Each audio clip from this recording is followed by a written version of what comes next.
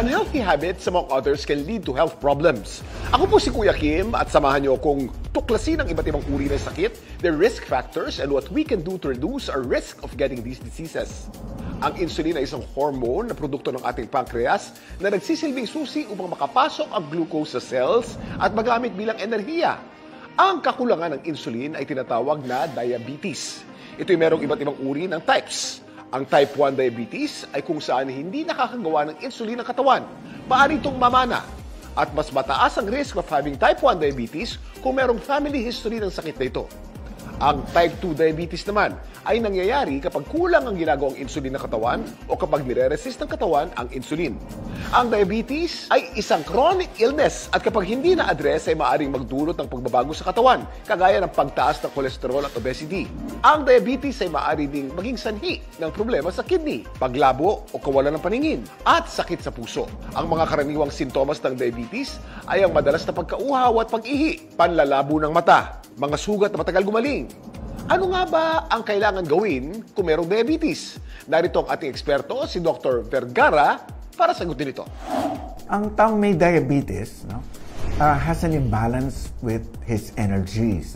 To treat diabetes, if you're overweight or if your BMI, body mass index, is more than 25, try to bring it lower to the 21 to 23 area.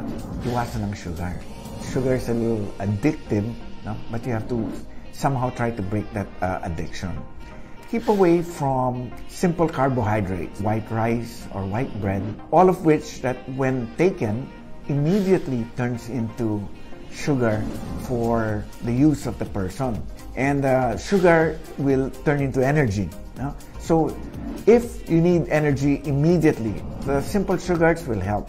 But if you eat too much of the simple sugars and you don't use that energy right away, you will have a spike in blood sugars. Exercise will do a lot to take your diabetes on a road to recovery, because what it does is it uses the sugar, the excess sugar that you accumulated. When do we start taking medication? You may have to talk to your doctor about that.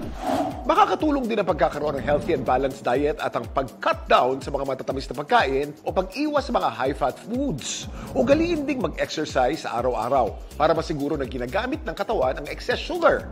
Gawin ang mga ito at sabayan ng pag-inom ng isang certified organic drink like Sante Barley, nagawa sa pure organic young barley grass with stevia. Taking barley grass regularly can help decrease the risk of diabetes and manage your glucose levels.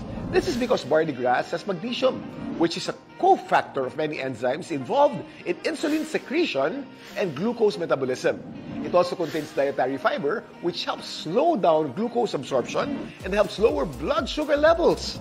Mainam din na magpatingin sa doktor upang ma-check ang inyong risk of having diabetes upang malaman ang kalagayan ng inyong overall health. Laging tandaan, mahalagang alagaan ang ating sarili so that we can live more and do more. I'm Kuya Kim, and I'm on grass.